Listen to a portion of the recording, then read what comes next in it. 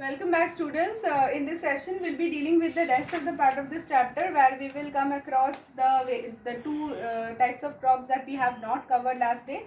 That is tea and coconut. Tea needs a warm and humid climate. Tea mostly grows in the slopes, the hilly slopes. It cannot adjust with the standing water, so the water needs to get drained away. So it is mostly grown in the hilly slopes. You have come across Darjeeling tea, Nilgiri tea and Assam tea. So you can understand that it grows mostly in the hilly regions and it needs a warm and humid climate. So the main tea producing states are Assam and West Bengal. It is also grown in the hilly regions of the south. Coconut requires a high temperature and plenty of rainfall all around the year. So every part of the coconut is being used in some way or the other.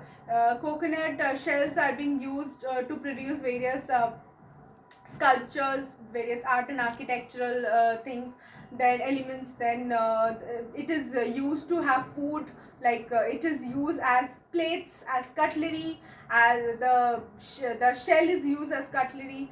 Then the pulp is used to, like, we feed on them, and then almost the whole of the coconut tree is being used in some or the other way. Then the main coconut growing states are Kerala, Karnataka and Tamil Nadu. So this is about the two types of crops that we have left last class. Now we'll be dealing with development of farming. So development of farming, how is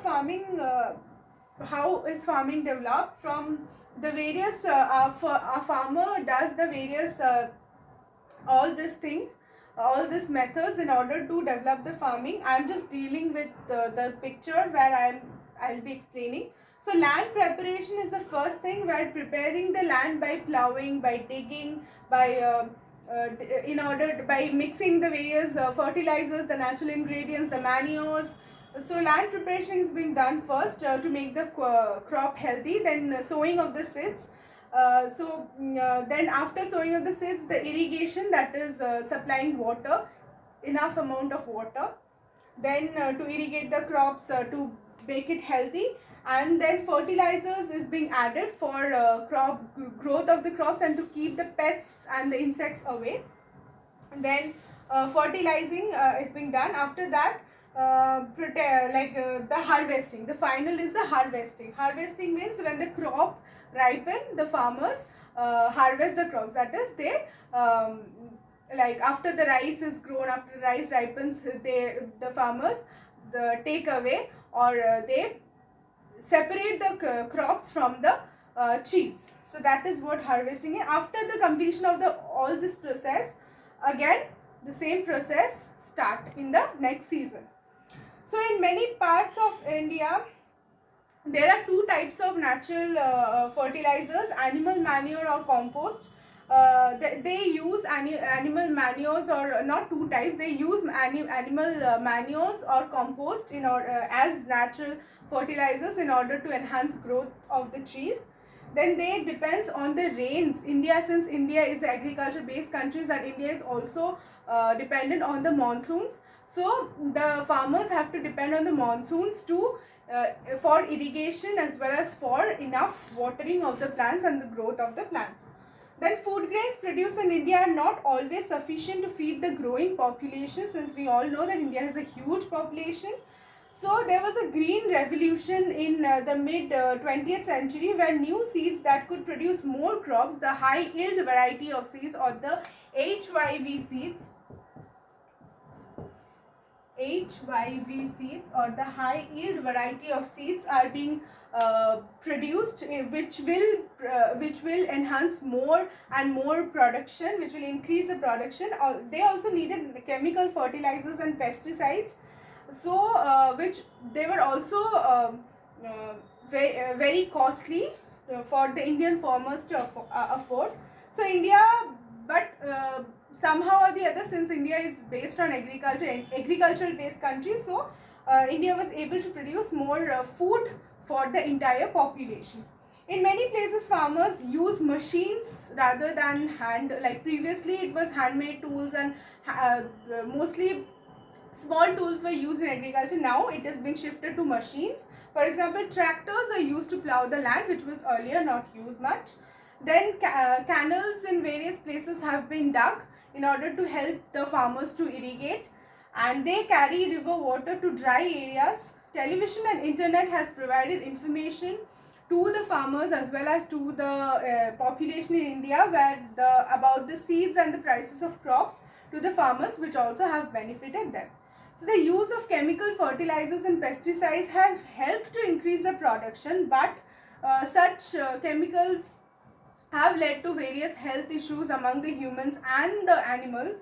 For this reason, a lot of people are also growing back to the traditional method of farming, that is the organic farming, where organic or natural made fertilizers would be used.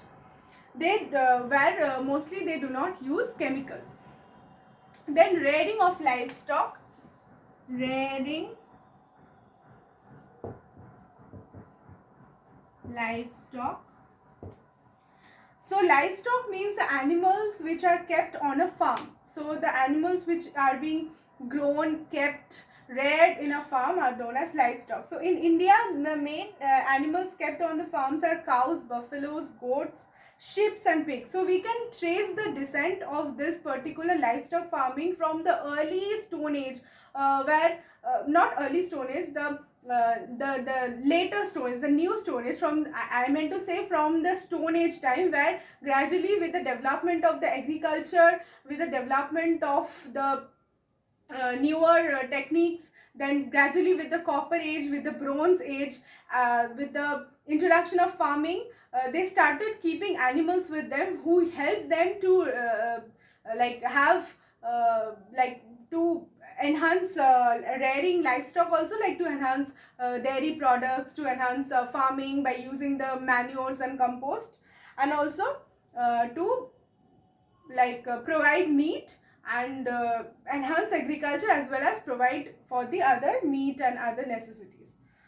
So other animals are kept for their meat. They were also, so the animals which are kept are buffaloes, cows, goats, sheep and pigs.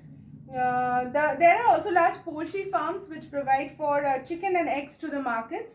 So it serves till now, and in India, the population depends entirely, not entirely, most of the section of the population depends on the agriculture, since India is still an agriculture based country, and millions of people depend on their livelihood on this particular occupation. So that will be all. We have come to the end of this chapter. We'll be starting a new chapter in the next class. That will be all. Thank you.